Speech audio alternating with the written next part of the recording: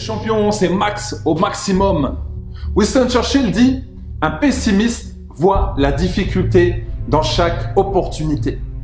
Un optimiste voit l'opportunité dans chaque difficulté. » Donc ne te laisse pas submerger par les difficultés, mais vois plutôt l'opportunité dans cette difficulté. As-tu déjà remarqué que si tu te concentres sur tes problèmes, tu attires à toi l'émotion qu'il y a derrière ce problème? Tu sais très bien que cette émotion est négative, donc forcément, tu ne seras pas en paix. Tu laisseras la porte ouverte au doute, à l'ennui, aux soucis, à l'angoisse, la peur, l'amertume, la haine et la colère.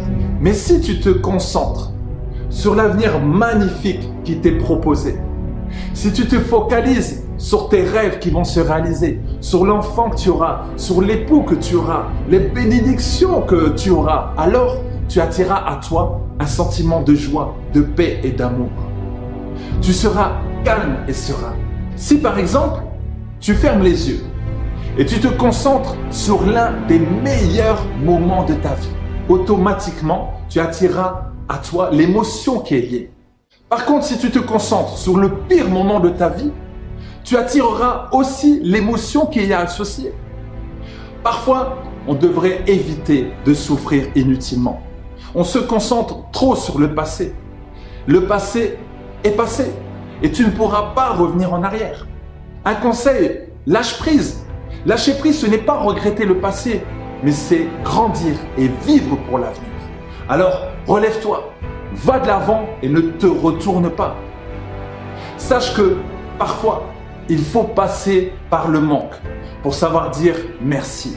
C'est pourquoi je remercie Dieu chaque jour pour la vie que j'ai. Peu importe l'adversité, je sais que c'est juste un passage, une période dure à passer. Donc, un conseil, ne te focalise pas sur ces épreuves. Certains n'ont pas connu la galère. Donc, ils ne connaissent pas la gratitude, la simplicité, l'humilité. Imagine un enfant gâté, un ado qui a déjà tout. Comment va-t-il gérer les épreuves de la vie? Comment va-t-il gérer les échecs de la vie? Il ne va pas connaître les limites à avoir. Comment va-t-il gérer les frustrations de ne pas pouvoir avoir ce qu'il veut? Observe un président qui se présente aux élections. Les gens l'insultent, le maudissent, lui mettent les bâtons dans les roues. Mais malgré cela, il reste concentré sur sa victoire. Qu'il réussisse ou pas, il va jusqu'au bout. Et toi, tu as une petite épreuve et tu abandonnes. Tu risques, comme beaucoup de personnes, de te retrouver à la fin de ta vie dans ces cimetières remplis de richesses. Des livres qui n'ont pas été édités, des objectifs non atteints, des rêves qui sont restés que des rêves, de super projets qui n'ont pas vu le jour. Ils avaient une mission, c'était de servir le monde avec leurs dons. C'était d'aider leur prochain.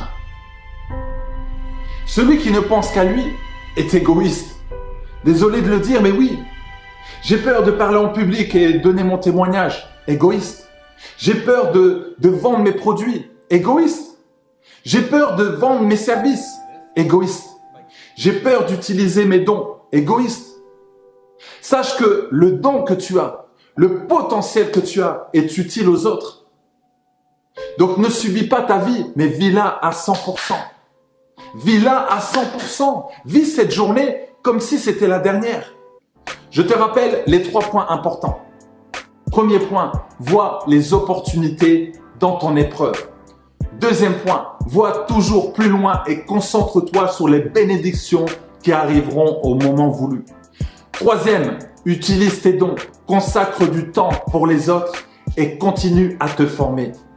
Merci d'exister.